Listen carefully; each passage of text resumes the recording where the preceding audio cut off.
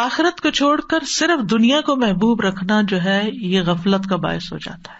یعنی جو شخص دنیا میں ہوتے ہوئے آخرت نہیں سوچتا وہ غافل شخص ہے، اور جو صرف دنیا چاہتا ہے اس کو آخرت میں کچھ نہیں ملتا. وما لہ فی الآخرۃ من خلاق. سورۃ الاسراء میں اللہ تعالیٰ فرماتے ہیں من کان یرید العاجلۃ عجلنا لہ فیہا ما نشاء لمن نرید ثم جعلنا لہ جہنم یصلاھا مذموما مدحورا.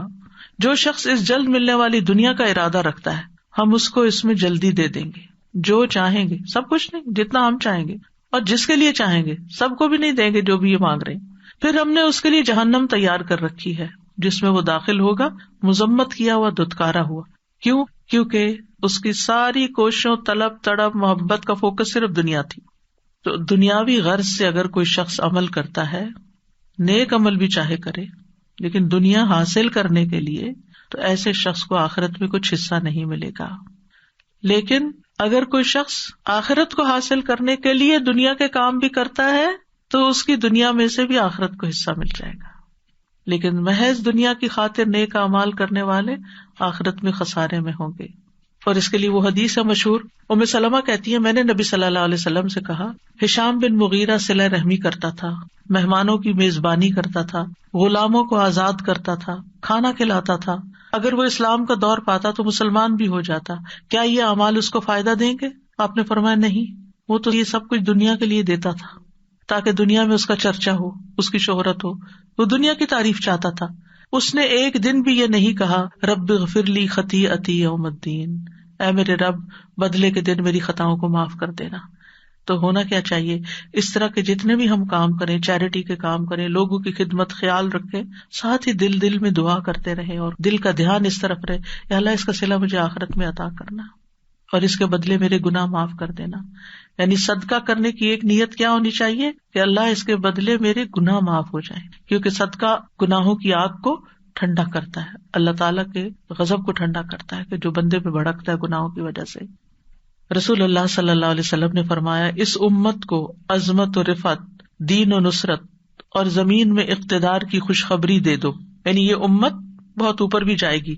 سو جو ان میں سے آخرت کا عمل دنیا کے لیے کرے گا اس کا آخرت میں کوئی حصہ نہیں ہوگا. یعنی تمہیں دنیا ملے گی لیکن ایسا نہ ہو کہ آخرت والے اعمال بھی دنیا کمانے کے لیے کرنے لگو. سورۃ نازعات میں آتا ہے فَأَمَّا مَن طَغَىٰ وَآثَرَ الْحَيَاةَ الدُّنْيَا فَإِنَّ الْجَحِيمَ هِيَ الْمَأْوَىٰ. جس نے سرکشی کی، دنیا کی زندگی کو ترجیح دی تو جہنم اس کا ٹھکانہ ہوگی. دنیا کی طلب انسان کو بعض اوقات گمراہی کے راستے پر لے جاتی ہے، یعنی انسان اللہ کے راستے پر نہیں چل سکتا جب اس کی دنیا کی خواہشات بڑھ جاتی ہیں. اور بعض اوقات وہ دنیا سے ایسی محبت کرنے لگتا ہے کہ آخرت کے بارے میں کوئی ذکر بھی کر دے تو اس کو برا لگتا ہے کہ آپ ہر وقت موت کی باتیں کرتے ہیں، جنت کی باتیں کرتے ہیں، جہنم کی باتیں کرتے ہیں. تو محض دنیا طلب کرنے سے آخرت کا نقصان ہو جاتا ہے، دل ٹیڑھے ہونے لگتے ہیں، نیت خراب ہونے لگتی ہے نا انسان کی. اور پھر جو لوگ دنیا سے محبت کرتے ہیں وہ بزدل ہو جاتے ہیں، ان کو موت سے ڈر لگنے لگتا ہے. چھوٹی چھوٹی پریشانی، چھوٹے چھوٹے حادثے ان کو خوف زدہ کر دیتے ہیں. یعنی چھوٹا سا بھی کوئی نقصان ہوتا ہے تو ان کے اوپر پہاڑ بن کے گرتا ہے، کیونکہ ان کو کیا ڈر لگ جاتا ہے کہ ہماری دنیا بگڑنے لگی ہے. لیکن جس شخص کو آخرت کا غم لگ جاتا ہے نا، دنیا میں اس کا کوئی بڑے سے بڑا بھی نقصان ہو تو وہ کیا سوچتا ہے، دنیا ہی تو ہے، حقیر متاع ہی تو ہے، اگر اس پہ صبر کے بدلے اللہ اس سے آخرت میں بہتر دے دے تو میں اسٹل خسارے میں نہیں ہوں، میرا کچھ بھی نہیں گیا. اولاد کا نقصان ہو، جان مال کسی بھی چیز کا، ہر چیز میں مومن کیا کہتا ہے، انا للہ و انا الیہ راجعون. یہ چیز گئی ہے، ہم بھی اللہ کے ہیں، ہمیں بھی چلے جانا ہے. تو وہ اس کا غم لگا کر نہیں بیٹھ جاتا، وہ غم پالنے نہیں لگ جاتا، وہ پھر بھی اٹھتا ہے اور کچھ کرتا ہے کیونکہ اس نے بھی آگے جانا ہے. صرف جانے والوں کے غم میں روتے رہنا ہی عقل مندی نہیں، کیونکہ ہم نے بھی جانا ہے. وہ چلے گئے اپنا کما کے، ہمیں بھی کچھ کمانا ہے، تو اس وقت کو ادھر ادھر ضائع نہیں کرنا. پھر اسی طرح یہ ہے کہ دنیا کی حقیر چیزوں کے بندے نہیں بننا چاہیے. رسول اللہ صلی اللہ علیہ وسلم نے فرمایا ہلاک ہوا درہم کا بندہ، ہلاک ہوا دینار کا بندہ، ہلاک ہوا منقش چادر کا بندہ، یعنی زیب و زینت والے کپڑے کا شوق. اگر اسے مل جائے تو راضی، نہ ملے تو ناراض، اللہ سے بھی ناراض، بندوں سے بھی ناراض. یہ ہے مال کے بندے. اللہ کرے یہ ہلاک ہو جائے، سر نگوں ہو کر گر پڑے، اگر اسے کانٹا چبھے تو کوئی نہ نکالے. نبی صلی اللہ علیہ وسلم نے ایسے بندے کے لیے بد دعا کی. ابن عباس کہتے ہیں اللہ نے دنیا کو 3 حصوں میں تقسیم کیا ہے، ایک حصہ مومن کے لیے، ایک حصہ منافق کے لیے اور ایک حصہ کافر کے لیے۔ وہ کہتے ہیں مومن آخرت کے لیے زیادہ راہ لیتا ہے، یعنی مومن جتنی دنیا اس کے پاس زیادہ آتی ہے اتنی وہ آخرت بنا لیتا ہے۔ منافق اس دنیا سے دنیا کی زینت اختیار کرتا ہے، یعنی منافق کے پاس جب مال و دولت آتا ہے تو وہ کیا سوچنے لگتا ہے، اور زیادہ گھر کی ڈیکوریشن کیسے کر لوں، اور زیادہ لباس مہنگا کیسے خریدوں، یعنی وہ اپنے مال کا ایک بڑا حصہ صرف دنیا کی زیب و زینت میں ہی لگاتا چلا جاتا ہے۔ اور کافر خوب عیش کرتا ہے، بس دنیا اس کے لیے عیش و عشرت کا مقام ہے، دنیا اس لیے کماتا ہے تاکہ دنیا میں عیش کر سکے۔ اور آپ اپنے آگے پیچھے دائیں بائیں ہر طرف دیکھتے ہیں کہ لوگ بہت سا کام، بہت سی محنت کیوں کرتے ہیں، تاکہ ایک لگژوریس لائف گزار سکیں۔ لگژوریس لائف ایک ہوتی ہے ضرورت کی زندگی، کہ اللہ تعالیٰ مشکل سے بچا کے آسانی والی زندگی دے تاکہ انسان اپنی عبادت، اپنے کام، اپنے سارا کچھ اچھے سے کر سکے۔ اور ایک ہے عیش و عشرت والی زندگی، کہ زیادہ کام ہو تاکہ زیادہ عیش و عشرت ہو۔ اور یہی وجہ ہے کہ آپ دیکھیں کہ ایسے لوگوں کا جو آخرت سے غافل ہو کر جیتے، ان کے مال کا بڑا حصہ کہاں جاتا ہے؟ سوچئے کہاں جاتا ہے؟ انٹرٹینمنٹ، یعنی کھانا صرف ضرورت کا کھانا نہیں، بلکہ کھانے میں ایسی چیزوں کا انتخاب جو صرف ایک زبان کا ٹیسٹ ہو یا ایک انٹرٹین کرتی ہوں۔ پھر اس کے بعد اوقات اگر فارغ ہیں تو وہ کس کام میں جاتے ہیں؟ ویکیشنز، اور ویکیشنز میں بھی ایسی جگہوں کا انتخاب جہاں نہ انسان اپنی نگاہوں کی حفاظت کر سکے اور نہ ہی اپنے دین کی حفاظت کر سکے، اور پھر اسی طرح لباس اور باقی چیزیں۔ تو مومن دنیا کی عیش و عشرت کے پیچھے نہیں ہوتا، وہ اپنے وقت کو قیمتی سمجھتا ہے۔ وہ اگر ویکیشن پر جاتا بھی ہے تو غور و فکر کے لیے وہ ایسی جگہوں کا انتخاب کرتا ہے کہ جہاں وہ جا کر اپنے ایمان میں اور اضافہ کر کے آئے، جہاں وہ کچھ نیا سیکھ کر آئے۔ یعنی مومن کے لیے کہیں ویکیشن پہ جانا منع نہیں ہے، بلکہ کہا گیا سیرو فی الارض، زمین میں چلو پھرو، دیکھو کیسے ہوا پچھلی قوموں کے مجرموں کا انجام، چلو پھرو اللہ کی نشانیوں پر غور کرو۔ ایسی ویکیشن منع نہیں ہے، کیونکہ اس میں ہم کس کے لیے حصہ لے رہے ہیں؟ آخرت کے لیے حصہ لے۔ لیکن اگر صرف عیش و عشرت، جیسے وہ لوگ جن کے دل اللہ کے خوف سے خالی ہوتے ہیں، وہ ایسی جگہوں پر زنا اور شراب اور ہر طرح کے حرام کام کرنے کے لیے ان کو کھلی چھٹی ملتی ہے، تو اس چیز کی پوچھ ہوگی، اس پہ پکڑ ہے۔ اور ایک اور بہت سوچنے کی بات، وہ کیا؟ مالک بن دینار کہتے ہیں آپ دنیا کے لیے جتنا غم کریں گے اسی حساب سے آپ کے دل سے آخرت کی فکر نکل جائے گی، کیونکہ ایک دل ہے نا، آپ نے اس میں کیا بھرنا ہے۔ اگر دنیا کا غم بھر لینا ہے تو آخرت کا غم نکل جائے گا۔ جتنا جتنا دنیا کا غم بھرے جا رہے ہیں، آخرت کا غم نکلے جا رہا ہے۔ اور اگر آپ آخرت کا غم لگا لیں گے تو دنیا کا غم نکلنا شروع ہو جائے گا۔ دنیا کے غموں سے نبٹنے کا یہی طریقہ ہے، ورنہ یہ دنیا اپنے ہر اچھے برے طریقے سے آپ کو غمگین ہی کرتی۔ بہت ساری نعمتیں مل جائیں وہ بھی غمگین کر دیتی ہیں کہ یہ پرانی ہو جائیں گی، یہ ختم ہو جائیں گی۔ ان چیزوں کا ملنا بھی غم، اولاد مل جاتی ہے تو یہ تھوڑی ہوتا ہے کہ صرف آپ خوش ہوتے ہیں، جتنے خوش ہوتے ہیں نا اسے 10 سے زیادہ فکر کرتے ہیں اور غمگین بھی ہوتے ہیں۔ اسی طرح مال، کوئی دنیا کی کوئی بھی چیز لیں، ہے جو گھٹیا، ادنا، کم تر، تو پھر اس کی کوئی بھی چیز غم، رنج، فکر، کانٹوں سے پاک نہیں ہے۔ یہاں ہر چیز کے ساتھ مسائل ہیں، تو اس لیے پھر انسان آخرت کا فکر لگا لے، آخرت کا غم لگا لے۔ اور جب آخرت کے غم ہوں گے تو انسان کہے گا یہ دنیا کا یہ 4 دن کی بات ہے مشکل وقت، گزر جائے گا، نکل جائے گا، ختم ہو جائے گا۔ دنیا میں نہ کوئی بیماری ہمیشہ رہنے والی ہے، نہ کوئی مسئلہ ہمیشہ رہنے والا ہے، نہ کوئی بھوک افلاس ہمیشہ رہنے والا ہے، کچھ بھی ہمیشہ رہنے والا نہیں، یہ سب کچھ موت کے ساتھ ختم ہو جائے گا۔ لیکن موت کے بعد کوئی مسئلہ پیش آ گیا تو آپ اکیلے ہیں بھگتنے کے لیے، وہاں کوئی ساتھ نہیں، اور وہ ختم بھی نہیں ہونے والا، وہ پھنس گئے مصیبت میں۔ ایک جنازہ جا رہا تھا تو آپ نے فرمایا مستریح و مستراح، مستریح یا راحت پانے والا، مستراح جس سے راحت پائی جائے۔ مستریح مومن ہوتا ہے جو دنیا کے غموں، فکروں، پریشانیوں، تکلیفوں، بیماریوں، ہر چیز سے نجات پا کر اللہ کی رحمت میں ڈھانپا جاتا ہے۔ آگے اس کے لیے فرشتے استقبال کرنے والے، نورانی شکلوں والے، اس کی جان نکالنے والے، اس کو روح و ریحان ان کی خوشخبری دینے والے۔ قبر اس کے لیے بہت وسیع باغ کی طرح، اور اس کے لیے آرام اور راحت اور نعیم، اور پھر رب کی رضا کی خوشخبری جنت کو دکھا دیا جائے گا۔ مستریح، دنیا میں نہیں جانا واپس، غموں کا گھر، وہ دنیا میں رہنے کو پسند ہی نہیں کرے گا. ہاں سوائے ایک کے جو شہید ہو کر آیا، وہ کہ ایک دفعہ بھیجے وہی لذت پا کر آؤ اللہ کی راہ میں جان دینے کی جو پہلے پائی تھی. باقی وہاں جس کو اچھا استقبال مل گیا بس اس کی تو عیش ہو گئی. اب عیش ہی عیش ہے. پھر قیامت کے دن اٹھے گا، وہاں راحت ہے، اللہ تعالیٰ سے ملاقات انتہائی خوشگوار ہے.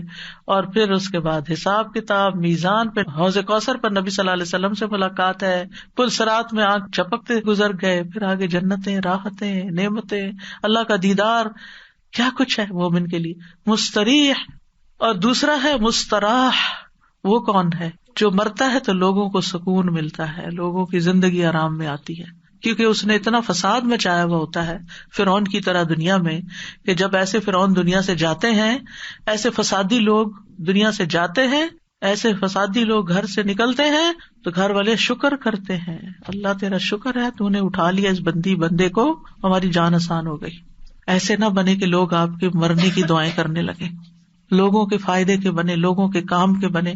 کچھ لوگ ایسے ہوتے ہیں جن کی زندگیاں گھر والوں نے حرام کی ہوئی ہوتی ہے، اور بعض اوقات صرف ایک خاتون یا ایک مرد کی وجہ سے وہ زندگی حرام. ابیوسو ہسبینڈ، یعنی کوئی کام سیدھا نہیں، کوئی بات سیدھی نہیں، ہر بات پہ گالیاں گلوچ، مار کٹائی، لڑائی جھگڑے. آپ یقین کریں اس وقت روزے سے ہوں، یعنی شاید ہی کوئی دن یا پھر شاید ہی کوئی ویک ایسا جاتا ہے کہ جس میں اس قسم کی باتیں نہ سننے کو ملے، کہ جس میں خواتین اپنے ہسبینڈز کی برائیاں اور ان کی تکلیفیں، یا ساس کی برائیاں، یا کسی اور کی، یعنی لوگوں کو ہی دکھی اور پریشان کر کے رکھا ہوا ہے. لوگوں نے لوگوں کی زندگی حرام کی ہوئی ہیں، گھر میں لڑائیاں، بچوں کی طرف سے پریشانیاں. لگتا ہے کہ کوئی گھر خالی نہیں ہے اس سے. لوگوں کو آخرت بھول گئی ہے، اسی لیے وہ اپنی زبان سے دوسروں کو تکلیف دیتے ہیں، اسی لیے وہ دوسروں کے اوپر ظلم ڈالتے ہیں، اسی لیے بدتمیزی اور بد اخلاقی کرتے ہیں کہ کوئی ان کو پوچھنے والا نہیں ہے. اگر انہیں اللہ کا ڈر ہو، اللہ کا تقویٰ ہو، انہیں فکر ہو کہ قبر میں بھی جانا ہے، فرشتے نے جان لینے بھی آنا ہے، اور ایسا بے بس ہو کے پڑا ہوگا کہ کوئی بھی مدد نہیں کرے گا، تو رہ جائے گا یہ سارا دنیا کا ساز و سامان. بعض اوقات صرف مال کے پیچھے جھگڑے ہیں، بہن بھائی خون کے رشتے آپس میں کٹے ہوئے اور ایک دوسرے پہ مقدمے کر رہے ہیں، ایک دوسرے سے لڑائیاں کر رہے ہیں. یعنی حد ہی ہو گئی ہے فتنے فساد کی کہ آپ جدھر نظر اٹھا کے دیکھتے جس بندے کے پاس بیٹھتے ہیں وہیں کوئی نہ کوئی ایسے ظلم کی داستانیں ہیں. ہم کدھر کو جا رہے ہیں؟ ہم کیا کر رہے ہیں؟ ہمیں اپنی آخرت بھولی ہوئی ہے، اس لیے یہ سب کچھ ہے. چھوٹے سے دنیا کے حقیر مال و متاع کے لیے آپس کی لڑائیاں ہو رہی ہیں. تو بہرحال جو دنیا کا غم لگاتا ہے وہ آخرت سے غافل ہو جاتا ہے، اور جو آخرت کا غم لگاتا ہے وہ دنیا کے غم سے آزاد ہو جاتا ہے. اور خاص طور پر جو ہی موت آتی ہے مستریح. اس لیے مومن جو ہے وہ موت کی تیاری کرتا ہے، فکر کرتا ہے کہ وہاں پریشانی نہ ہو، لیکن اس کو ایک پل خوشی بھی اندر سے ہوتی ہے کہ جانے سے فائدہ ہی ہے اگر اللہ تعالیٰ لے جاتا ہے. لیکن جو شخص دنیا سے محبت کرتا ہے اس کو دنیا چھوڑنے کا بھی بڑا غم ہے کہ میں دنیا چھوڑ آیا. وہ جس کو میں نے دن رات کمایا، وہ میرے کاروبار، وہ میرے بزنس، وہ میری جابیں، وہ میرے مال، وہ میرا بینک بیلنس، وہ کدھر گیا سب کچھ. یعنی ایک وہ شخص ہے جس کو ڈاکٹر کہتے ہیں بس آپ کے پاس 2 مہینے ہیں، اور اس نے اپنی آخرت کے لیے تیاری کی ہوتی ہے، تو وہ سکون سے ان 2 ماہ کو گزارتا ہے اللہ کا ذکر کرتے، اللہ کا یاد کرتے ہوئے. اور ایک وہ شخص ہے جس نے صرف دنیا میں اپنا سب کچھ لگایا ہوتا ہے، جب اس کو موت کی خوشخبری کوئی دے دیتا ہے کہ اب تو آپ کے پاس گنے چنے دن ہیں، تو اس کو یہ غم پھر بھی کم ہوتا ہے کہ آگے کیا ہونا ہے میرے ساتھ. اس کو پھر یہ غم ہوتا ہے کہ میرے پیچھے اس مال کا کیا ہوگا، ہائے افسوس میں اس سے فائدہ نہ اٹھا سکا، جس کے لیے میں نے چوری کی، ڈاکے ڈالے، لوگوں کے مال غصب کیے، حرام کھایا، اور ظلم اور زیادتی کے ساتھ میں نے اپنی زندگی گزاری. تو اس لیے ابھی وقت اور مہلت ہے ہمارے پاس. ہم اپنے رویوں کو ٹھیک کر لیں، ہم صبر سے کام لیں، ہم اپنے اخلاق کو اچھا کر لیں، اور ہم اپنی آخرت کو کسی قیمت پر نہ جانے دیں.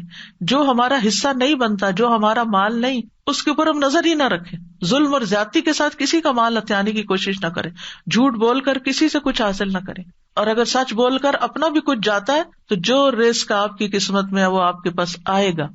مومن کا یہ یقین ہوتا ہے کہ موت اس وقت تک نہیں آئے گی جب تک میں اپنا رزق پورا نہیں کر لوں. تو بہرحال ہمیں یہ دعا کرتے رہنا چاہیے کہ اللہ دنیا میں بھی اچھا دے، آخرت میں بھی اچھا دے، دونوں جگہ ہماری بھلائی ہو، لیکن آخرت مقصد اول اور دنیا مقصد ثانی ہو. یعنی ترتیب یہ ہو، یعنی اللہ کی رضا، آخرت کا ثواب، اور اس کے ساتھ ساتھ دنیا میں بھی ایک اچھی عزت والی زندگی ہو، آرام والی زندگی ہو کہ جس میں انسان کو فائدہ ہو. اب یہ جو حسنہ ہے نا، تو بعض اوقات ہم سمجھتے ہیں کہ حسنہ سے مراد صرف نعمتوں کا ملنا ہے نا. ہاں، اس کے ساتھ اللہ کی اطاعت کی توفیق ہونا، یہ بہت بڑی حسنہ ہے. مثلاً آپ اپنے والدین کے خدمت گزار ہیں، ان کے فرما بردار ہیں، آپ اپنے گھر میں ایک امن سکون قائم کیے ہوئے ہیں، آپ اپنے شوہر کے مددگار ہیں، آپ اپنے بچوں کی خدمت کرتے ہیں اور خوش دلی سے. یاد رکھیں یہ کام سب کو کرنے پڑتے ہیں کسی نہ کسی درجے میں، تھوڑا یا زیادہ، لیکن ایک وہ ہے جو خوشی سے کرتا ہے، اجر کی نیت سے کرتا ہے، اور ایک وہ ہے جو مارے بندے کرتا ہے اور کر کے ضائع کرتا ہے. کام کر کے تھک گئے، 4 سنائی اس کو، 4 سنائی اس کو، سب ضائع، کوئی فائدہ نہ ہوا. تو یہ حسنہ کیا ہے کہ آپ کو اخلاق حسنہ نصیب ہو.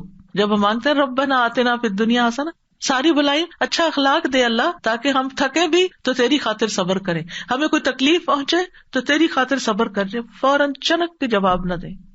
بعض لوگ ہوتے ہیں اتنی سی بات برداشت نہیں کرتے، ذرا سی بات برداشت نہیں کرتے، کسی نے ذرا سا کچھ کہہ دیا فوراً پلٹ کے جواب، اور ایسا جواب کے پہلے سے بھی زیادہ دوسرے کا دل جلا دیا. تو ان عادتوں پر بھی قابو پانے کی ضرورت ہے. آپ دیکھیے ماچس کی جو تیلی ہوتی ہے وہ کتنی چھوٹی سی ہوتی ہے لیکن کتنے بڑے بڑے فساد کر جاتی ہے. بعض اوقات انسان کے منہ سے نکلی ہوئی چھوٹی سی بات ہوتی ہے لیکن ایسی آگ لگاتی ہے دوسروں کو کہ ہر چیز ہی جل کے رہ جاتی ہے، گھر برباد ہو جاتے ہیں، طلاقیں ہو جاتی ہیں، گھر ٹوٹ جاتے ہیں ایسی ہی چھوٹی سی تیلی لگانے سے. تو اگر اللہ نے آپ کو بولنے کی طاقت دی ہے تو اس کو صحیح سے استعمال کریں. اور پھر آپ دیکھیے کہ جب انسان اپنی آخرت کی فکر کرتا ہے نا تو اس کی دنیا خود ہی سنورنے لگتی ہے. جو اللہ کی رضا چاہتا ہے پھر اس کے حالات درست ہونے لگتے ہیں، کیونکہ وہ اللہ کے لیے صبر کر لے گا، وہ اللہ کے لیے کسی کی مدد کر دے گا، وہ اللہ کے لیے ہر کام کرنے کو تیار ہو جائے گا. اور جو خیر بانٹتا ہے خیر پلٹ پلٹ کے اس کی طرف آتی ہے. تو آپ دیکھیے کہ اگر انسان اللہ کی رضا کے لیے اور آخرت کی کامیابی کے لیے مثلاً دنیا میں عبادت کرتا ہے، استغفار کرتا ہے کہ اس کے گناہ معاف ہو جائیں، تو اس کے بدلے میں دنیا میں بھی بھلائی ملے گی، دنیا کا رزق بھی ملے گا، اولاد بھی ملے گی اور باقی چیزیں بھی پائے گا. اور اگر کوئی دین کو چھوڑ کر صرف دنیاوی مادی نعمتوں کو دنیا سمجھتا ہے تو وہ ساری چیزیں حسنہ میں نہیں آتی. یعنی پھر وہ ملی آپ کو تو آپ کے لیے شر بھی ہو سکتی، الا یہ کہ وہ خیر کے کاموں میں لگے. یعنی مثلاً اگر آپ صرف استغفار کرتے ہیں دنیا حاصل کرنے کے لیے اور آخرت کا کوئی ارادہ نہیں، تو ہو سکتا ہے کچھ دنیا مل جائے آپ کو کہ آپ کے گناہ معاف ہو، دنیا مل گئی، لیکن آگے والی چیز کہاں گئی؟ تو چاہے استغفار کرنے والے کوئی بھی کام کرنے والے ہوں تو لازماً اس کے نتائج کو ضرور دیکھیں جو اللہ تعالیٰ نے ہمیں بتائے ہیں. بہرحال کہنے کا مطلب یہ ہے کہ جب دنیا کی بھلائیاں مانگیں تو دنیاوی اغراض غالب نہیں ہونے چاہیے. امام غزالی کہتے ہیں اگر انسان کی نیت میں دنیاوی مقصد غالب ہے یعنی کسی بھی کام کے لیے تو اس کا کوئی اجر نہیں ہوگا آخرت میں، اور اگر دینی مقصد غالب ہے تو اسی حساب سے اس کو اجر ملے گا جتنی نیت تھی اس کی اللہ سے پانے کی. یعنی عبادات میں جیسے روزہ ہے تو صرف اس لیے نہیں رکھے کہ صحت اچھی ہو جائے گی روزے رکھ لیتے ہیں، نماز ہے اس لیے نہیں کہ اچھا 2 تراویح کھڑے ہو کے پڑھتی ہوں تو زیادہ کیلوریز برن ہوگی، یہ نہیں دل میں ہونا چاہیے. اگر خیال آ بھی گیا تو فوراً جھٹکے اور کہ نہیں قوموا للہ قانتین. تو اگر اللہ کی عبادت اور اطاعت میں اللہ کی رضا حاصل کرنے کا غلبہ ہے، یعنی وہ اجر پانے کا زیادہ ہے تو ہی اجر ملے گا، ورنہ ظاہر. مثلاً حجاج کے لیے اجازت ہے کہ وہاں پر بزنس بھی کر لیں، لیس علیکم جناح ان تبتغوا فضلا من ربکم. حج کے لیے جا رہے ہو، اگر کچھ خرید و فروخت کرنی ہے تو کر سکتے ہو، ایسا منع نہیں ہے. یعنی بعض لوگ بازار جانے کو انتہائی کنڈیم کرتے ہیں، ایسا نہیں ہے، آپ جا سکتے ہیں، آپ میں ہمت ہے تو آپ جائیں، آپ کو وقت ملا تو آپ جائیں. آپ اگر کچھ خریدتے ہیں، کچھ یہاں سے لے جاتے ہیں سیل کرنے کے لیے، سیل کر کے کچھ نفع کما کے اس سے کچھ اپنے خرچ پورے کرتے، کوئی منع نہیں. لیکن اگر آپ جاتے ہی صرف اس نیت کے لیے ہیں، آپ کہتے ہیں مجھے اپنا بزنس کرنا اور میں حج بھی کر لوں گا، تو یہ نہیں ہونا چاہیے. ٹھیک ہے نا؟ یعنی عبادت کے جو دنیاوی فائدے ہیں وہ ہمارا مقصد اول نہیں ہونا چاہیے، وہ مقصد ثانی ہونا چاہیے. ایمان والوں کے لیے تو ہر عمل کے نتیجے میں دنیا اور آخرت دونوں کی خیر آتی ہے. ایمان والوں کو یہ فائدہ نصیب ہوتا ہے. وقیل للذین اتقوا ماذا انزل ربکم قالوا خیرا للذین احسنوا فی ہذہ الدنیا حسنہ للذین احسنوا فی ہذہ الدنیا حسنہ ولدار الآخرۃ خیر ولنعم دار المتقین جنہوں نے تقوی اختیار کیا ان سے کہا گیا تمہارے رب نے کیا نازل فرمایا؟ تو انہوں نے کہا بہترین بات ان لوگوں کے لیے جنہوں نے بھلائی کی، اس دنیا میں بڑی بھلائی ہے اور آخرت کا گھر تو بہت بہتر ہے، اور یقیناً تقوی والوں کے لیے اچھا گھر ہے، یعنی آخرت کا گھر۔ اللہ کے دوستوں کے لیے دنیا اور آخرت دونوں کی خوشخبریاں ہوتی ہیں۔ الا ان اولیاء اللہ لا خوف علیہم ولا هم یحزنون، سنو اللہ کے دوستوں کو نہ کچھ خوف ہوگا نہ غمگین ہوں گے۔ کون ہے اللہ کے دوست؟ الذین آمنوا وکانوا یتقون، وہ جو ایمان لائے اور وہ تقوی اختیار کرتے ہیں۔ لہم البشری فی الحیاۃ الدنیا، ان کے لیے دنیا کی زندگی میں بھی خوشخبری ہے، وفی الآخرہ، آخرت میں بھی خوشخبریاں ہیں۔ لا تبدیل لکلمات اللہ، اللہ کی باتیں نہیں بدلتی، اللہ کی باتیں بالکل سچی ہیں۔ ذالک ھو الفوز العظیم، یہ ہے عظیم الشان کامیابی، یہ سب سے بڑی کامیابی ہے، اور یہ مومن کو ہی ملتی ہے، کیونکہ مومن کے لیے دنیا کی نعمتیں حرام تھوڑی ہیں۔ قل من حرم زینۃ اللہ التی اخرج لعبادہ والطیبات من الرزق قل ہی للذین آمنوا فی الحیاۃ الدنیا خالصۃ یوم القیامہ، کہہ دیجیے اللہ کی وہ زینت جو اس نے اپنے بندوں کے لیے پیدا کی اور رزق میں سے پاکیزہ چیزیں کس نے حرام کی؟ کہہ دیجیے یہ چیزیں دنیا کی زندگی میں ان لوگوں کے لیے جو ایمان لائے، اور قیامت کے دن بھی خالصتاً ان کے لیے ہوں گی۔ اور پھر آپ دیکھیں کہ جب یہ دونوں دعائیں آپ مانگتے ہیں تو اللہ تعالیٰ دونوں ہی قبول کرتا ہے۔ جابر کہتے ہیں رضی اللہ عنہ، میں نے نبی صلی اللہ علیہ وسلم سے سنا، آپ فرماتے تھے رات میں ایک گھڑی ایسی ہے جو مسلمان بندہ اس کو پا لیتا ہے، اس میں وہ دنیا اور آخرت کی کسی بھی خیر کا سوال کرتا ہے، اللہ تعالیٰ وہ بھلائی اس کو ضرور عطا کر دیتا ہے۔ اس لیے رات کو جب سائڈ بدلے کچھ نہ کچھ مانگ لیا کریں، کیا پتہ یہی وہ گھڑی ہو۔ تہجد کے لیے اٹھیں پھر دعائیں مانگیں، یعنی اللہ سے اچھی امید رکھ کر دنیا اور آخرت دونوں ہی۔ پھر اسی طرح آپ دیکھیں کہ کسی کو خالی دنیا کی دعا دینا منع نہیں، زیادہ بہتر ہے کہ آپ اس طرح دعا دیا کریں اللہ تعالیٰ آپ کو دنیا اور آخرت کی تمام بھلائیاں عطا کرے، اور یہ اسی دعا کا ترجمہ ہے بیسیکلی، ٹھیک ہے۔ لیکن جب آپ دنیا کی بھی بھلائی کی کسی کو دعا دینا تو اس سے مقصد یہی ہو کہ یہ نعمتیں اس کو جو ملے اس سے ہی اپنی آخرت کما لے، یہ ٹولز ہیں آخرت کے لیے۔ حضرت انس کہتے ہیں نبی صلی اللہ علیہ وسلم ہمارے ہاں تشریف لائے، وہاں میری والدہ اور میری خالہ ام حرام کے سوا کوئی نہیں تھا، یعنی 2 مرد 2 عورتیں، نبی صلی اللہ علیہ وسلم اور حضرت انس اور 2 عورتیں یعنی امی اور خالہ۔ آپ نے فرمایا کھڑے ہو جاؤ میں تمہیں نماز پڑھاؤں۔ فرض نماز کے وقت کے علاوہ کی نماز تھی، یہ نفل نماز سے، تو آپ نے جماعت سے نماز پڑھائی ہوگی، جیسے آج کل ہم تراویح پڑھتے ہیں، اور کچھ لوگ جماعت مسجد میں پڑھ کے آ جاتے ہیں گھر اور پھر گھر تراویح پڑھ لیتے ہیں، ایسا بھی کیا جا سکتا ہے۔ پھر آپ صلی اللہ علیہ وسلم نے ہمارے سب گھر والوں کے لیے دنیا اور آخرت کی تمام بھلائیوں کی دعا کی۔ یہ آپ کی سنت، آپ کا طریقہ ہے نا، کسی کے گھر جائیں تو اس گھر میں آپ اس طرح نماز بھی پڑھ سکتے ہیں اور گھر والوں کو دعا بھی دے سکتے ہیں۔ اس کے بعد میری ماں کہنے لگی اللہ کے رسول صلی اللہ علیہ وسلم یہ آپ کا چھوٹا سا خدمت گزار ہے، اس کے لیے خصوصی دعا کریں، یعنی حضرت انس، تو آپ نے میرے لیے ہر بھلائی کی دعا کی۔ میرے لیے آپ نے جو دعا کی اس کے آخر میں یہ تھا اللہم اکثر مالہ و ولدہ و بارک لہ فیہ، اے اللہ اس کا مال اور اس کی اولاد زیادہ کر اور اس کے لیے ان میں برکت ڈال دے، یعنی صرف دنیا کی یہ 2-3 چیزیں مانگی۔ تو یہ دعا دینے کا طریقہ بھی آنا چاہیے، یعنی دوسروں کو ہم سب سے بہترین تحفہ جو دے سکتے ہیں وہ دعا کا تحفہ ہے، اور دل سے دینی چاہیے، صرف تکلفاً اور رسماً نہیں ہونی چاہیے۔ اور پھر یہ کہ دنیا اور آخرت کی ہر بھلائی کی دعا کرنی چاہیے، اور اس کے علاوہ کوئی خاص دعا آپ کسی کو دینا چاہے تو وہ بھی دے سکتے ہیں۔ اب دنیا کی بھلائی میں کیا کیا چیزیں شامل ہیں خاص طور پر، یعنی پہلے کچھ اس کا ذکر تو ہو چکا ہے اجمالی طور پر، لیکن اب ٹو دا پوائنٹ چند باتیں کروں گی۔ سب سے پہلے یہ کہ سب سے بڑی دولت اور نعمت دنیا میں اسلام ہے، دین ہے۔ الحمدللہ اللہ نے ہمیں یہ دولت عطا کی ہے، ہمیں مسلمان پیدا کیا، ہمیں دین دیا، اس کے لیے ہمیں اللہ سے دعا کرنی چاہیے کہ اللہ ہمیں دین کا نفعمند علم عطا فرمائے، یہ سب سے بڑی دولت ہے۔ ایمان کے بعد جو دولت مانگنی چاہیے وہ ربی زدنی علما ہے، یہ مل گیا آپ کو، آپ کے علم میں اضافہ ہوتا گیا تو نتیجہ کیا ہوگا، آپ کے نیک اعمال زیادہ ہوتے جائیں گے۔ علم سرمایہ کی طرح ہے، جتنا مال زیادہ ہوگا نا اتنا آپ زیادہ خرید سکتے ہیں کوئی چیز، جتنا علم زیادہ ہوگا اتنی آپ کو نیکیاں کرنے کے زیادہ طریقے پتہ چل جائیں گے کہ کیا کیا کرنا ہے۔ اس لیے علم حاصل کرنے کے حریص ہونا چاہیے، اور علم کی مجالس کا حریص ہونا چاہیے۔ یہ دنیا کی بہت بڑی حسنہ ہے، بہت بڑی بھلائی ہے جس کو یہ نصیب ہو جائے کہ اس کو اللہ تعالیٰ موقع دے دے، وقت دے دے، توفیق دے دے کہ وہ علم کی مجلس میں حاضر ہو جائے اور وہاں سے کچھ لے کے اٹھے، کوئی خزانہ پا کے جائے اور اس پر پھر عمل بھی کرے۔ اس کے بعد سب سے بڑی دولت نیک اعمال کی توفیق ملنا. نبی صلی اللہ علیہ وسلم نے فرمایا نیک عمل کرو. ہر شخص کو ان اعمال کی توفیق دی جاتی ہے جن کے لیے وہ پیدا کیا گیا. جو شخص نیک ہوگا اسے نیکوں کے عمل کی توفیق ملی ہوتی ہے, اور جو بدبخت ہوتا ہے اسے بدبختوں کے عمل کی توفیق ملی ہوتی ہے.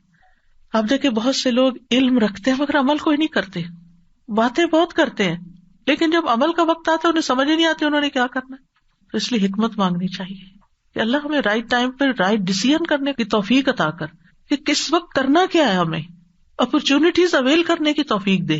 کیونکہ بعض اوقات ہمارے گھر کے سامنے دریا بہ رہا ہوتا ہے اور ہم پیاسے بیٹھے ہوتے ہیں کیونکہ ہمیں توفیق نہیں ہوتی, ہمیں سمجھ نہیں آ رہی ہوتی کہ یہ بھی خزانہ ہے.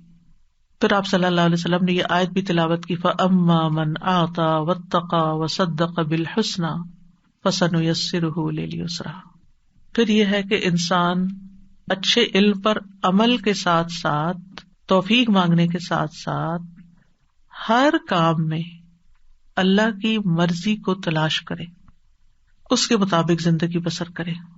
فرمایا افمن اتبع رضوان اللہ کمن باء بسخط من اللہ ومأواہ جہنم وبئس المصیر ہم درجات عند اللہ واللہ بصیر بما یعملون. آل عمران 162 اور 3. کیا وہ شخص جو اللہ کی رضا کے پیچھے چلا اس شخص جیسا ہے جو اللہ کی طرف سے کوئی ناراضگی لے کے لوٹا جس کا ٹھکانہ جہنم ہے اور وہ برا ٹھکانہ ہے؟ یہ لوگ اللہ کے نزدیک مختلف درجات میں ہیں اور اللہ خوب دیکھنے والا ہے جو وہ کر رہے ہیں. پھر نعمتوں کو صحیح استعمال کرنے کی توفیق مانگنا کہ اللہ جو تو نے دیا ہے اس کو مجھے اچھی طرح برتنا بھی نصیب فرما. کیونکہ کچھ لوگوں کے پاس بہت کچھ ہوتا ہے انہیں سمجھ ہی نہیں آتی وہ کہاں خرچ کریں, وہ ادھر ادھر پھینکتے رہتے ہیں, فضول چیزوں پہ خرچ کرتے رہتے ہیں, گھر میں بیکار کی چیزیں خرید کر لے آتے ہیں جسے کوئی استعمال نہیں کرتا, ردی کی ٹوکری میں جاتی ہیں یا ایسی جگہ پر جہاں کوئی بھی ان کا خریدار نہیں ہوتا. مطلب کیا ہے کہ مطلب یہ کہ پھر سمجھ نہیں ہے نا, عقل نہیں ہے. تو نعمتوں کو صحیح استعمال کرنے کی توفیق ملنا بھی حسنہ ہے. تندرستی, وقت کا صحیح استعمال, لمحے کا صحیح استعمال. صرف ٹک ٹاک پر ہی نہیں بیٹھے رہیں کہ ایک کے بعد ایک چیز دیکھتے رہیں, انجوائے کرتے رہیں. صرف سیاست کے اوپر ہی باتیں نہ کرتے رہیں. افسوس یہ کہ آج کل اچھے بھلے عقل مند مسلمان جو قرآن پڑھے ہوئے ہیں, دین جانتے ہیں, وہ رمضان کی رحمتوں اور برکتوں سے فائدہ اٹھانے کی بجائے اپنی شخصیت پرستی میں مبتلا ہو کر اپنی شخصیتوں کے ترانے پڑھ رہے ہیں یا مخالفوں پر سچے جھوٹے الزام لگا رہے ہیں. کیا کما رہے ہیں؟ سوچو کیا کما رہے ہو؟ آپ کی ان باتوں سے کیا آپ کی تقدیر بدل جائے گی؟ کیا بنے گا آپ کا؟ کس قدر خسارے میں ہیں ہم. یہ لمحات, یہ گھڑیاں کوئی ہم نے گارنٹی لے رکھی ہے کہ اگلے سال ہمیں ملیں گی؟ خبروں پہ خبریں, تبصروں پہ تبصرے, باتوں پہ باتیں. نتیجہ کیا ہے؟ آج سے 1 سال پہلے آج کے دن جو خبریں تھی مشہور, کچھ یاد ہے آپ کو؟ کچھ بھی یاد نہیں. اس کا آپ کی زندگی پہ کیا اثر پڑا؟ اور اگر پڑا بھی, اگر کووڈ کی خبریں تھی کوئی اور پڑا بھی, تو آپ نے بٹ رہے ہیں نا اکیلے, کسی اور کو کیا اس سے. تو شخصیتوں پر باتیں کرنے اور تبصرے کرنے سے مکمل پرہیز کریں. الزام تراشی اور کانسپریسی اور یہ اور وہ اور ان سب باتوں سے زبان بند کر, ہمیں کچھ حقائق کا نہیں پتا ہوتا. اس دنیا میں بہت کچھ جھوٹ اور ملمہ سازی, اس لیے خاموشی بہتر ہے. من سمتا نجا, جو خاموش رہا نجات پا گیا. آپ کی ایک بات جو آپ نے سوشل میڈیا پہ غلط کہی اور اس کو 1000 لوگوں نے آگے پھیلا دیا, تو کیا ہوگا قیامت کے دن؟ کیسی پکڑ ہوگی کہ وہ 1000 لوگوں کا بھی دین آپ کو پڑ جائے گا. تو اس لیے جو کرنے کا کام ہے اس کی طرف توجہ کرے. پھر اسی طرح بدن میں عافیت مانگنا, نیک بیوی اور اچھا پڑوسی مانگنا, اچھی سواری اور کشادہ گھر ملنا, یہ بھی انسان کی سعادت مندی کی علامت. یہ دعا کرنے میں کہ اللہ مجھے اچھی گاڑی دے, اس سے بہتر دے, اس سے اچھا گھر دے کہ جو میرے لیے زیادہ بہتر ہو تیرے دین کے کام کے لیے. پھر اسی طرح جو ملا ہے اس پر قناعت کرنا, اس پر قناعت, کنٹینٹمنٹ, یہ چیز انسان کے لیے بھلائی کی ہے. پھر صبر اور شکر کرنے والا دل اور ذکر کرنے والی زبان مانگنا, مال کو اچھے کاموں میں خرچ کرنے کی توفیق مانگنا. ایک عادت بنا لیں, جب کچھ آپ کے پاس آئے فوراً ایک دعا کی, اللہ اسے بہترین جگہ لگوانا, بہترین جگہ استعمال کروں جو تجھے راضی کر دے. تو آپ دیکھیں گے اللہ تعالیٰ آپ کو ایسے ایسے راستے دکھائے گا, آپ حیران ہو جائیں گے. پھر اپنے مال اسباب کو آخرت کے استعمال کی توفیق مانگنا, دنیا کو اس کے جائز حق میں استعمال کرنے کی توفیق مانگنا, اور دنیا کی زندگی سے آخرت کمانے والا بننا. پھر آخرت کی بھلائی میں کیا ہے؟ موت کے وقت آسانی مانگنا، یا اللہ موت کی سختیاں آسان کر دینا. پھر موت کے وقت کی خوشخبریاں ملنا، قبر کشادہ ہونا، قبر کی نعمتیں ملنا، حشر کا دن آسان ہونا. لا يحزنهم الفزع الاکبر، ایسے لوگ بھی ہوں گے جو اس بڑی گھبراہٹ کے دن بالکل گھبراہٹ میں نہیں ہوں گے، امن چین میں ہوں گے. حشر کے دن معافی کا پروانہ مل جانا، تمہیں معاف کر دیا گیا، جاؤ جنت میں. حوض کوثر کا پانی مل جانا، عرش کا سایہ ملنا، نامہ اعمال دائیں ہاتھ میں ملنا، پل صراط تیزی سے عبور کرنے کی توفیق مل جانا، جنت میں داخلہ اور جہنم سے بچاؤ مل جانا، جنت میں رب کا دیدار نصیب ہونا. کیونکہ اہل جنت کو اللہ کے دیدار سے زیادہ کوئی چیز عزیز نہیں ہوگی، سب نعمتیں بھول جائیں گے جب وہ اللہ کو دیکھیں. اللہ ہمیں ان لوگوں میں شامل کر لے. ربنا آتنا فی الدنیا حسنہ وفی الآخرۃ حسنہ وقنا عذاب النار. اللہم انی اسألک العافیۃ فی الدنیا والآخرہ. اللہم انی اسألک العفو والعافیۃ فی دینی ودنیای واہلی ومالی. اللہم استر عوراتی وآمن روعاتی. اللہم احفظنی من بین یدی ومن خلفی وعن یمینی وعن شمالی وأعوذ بعظمتک ان اغتال من تحتی. اللہم اغفر لنا وارحمنا وارزقنا. اللہم انا نعوذ بک من ضیق الدنیا وضیق یوم القیامہ. اللہم انا نعوذ بک من الکسل والحرم وسوء الکبر وفتنة الدنیا وعذاب القبر. اللہم اصلح لی دینی الذی هو عصمۃ امری واصلح لی دنیای التی فیہا معاشی وأصلح لي آخرتي التي فيها معادي واجعل الحياة زيادة لي في كل خير واجعل الموت راحة لي من كل شر. اللهم إني أسألك خير المسألة وخير الدعاء وخير النجاح وخير العمل وخير الثواب وخير الحياة وخير الممات وثبتني وثقل موازيني وحقق ایمانی وارفع درجاتی وتقبل صلاتي واغفر خطیئتی واسألک الدرجات العلی فی الجنہ. اللہم انی اسألک فواتح الخیر وخواتمہ وجوامعہ واولہ وآخرہ وظاہرہ وباطنہ والدرجات العلی من الجنہ. آمین. اللہم انی اسألک خیر ما آتی وخیر ما افعل وخیر ما اعمل وخیر ما بطن وخیر ما ظہر والدرجات العلی من الجنۃ. آمین. اللہم انی اسألک ان ترفع ذکری وتضع وزری وتصلح امری وتطہر قلبی وتحسن فرجی وتنور قلبی وتغفر لی ذنبی واسألک الدرجات العلی من الجنہ.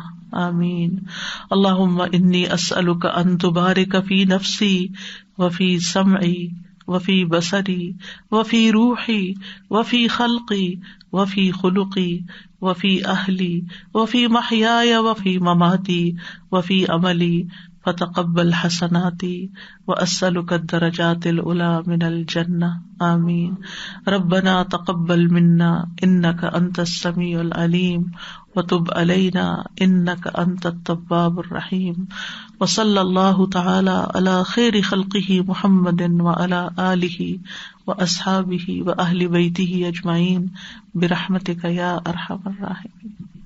وآخر دعوانا ان الحمد للہ رب العالمین. سبحانک اللہم وبحمدک اشہد ان لا الہ الا انت استغفرک واتوب الیک. السلام علیکم ورحمۃ اللہ وبرکاتہ.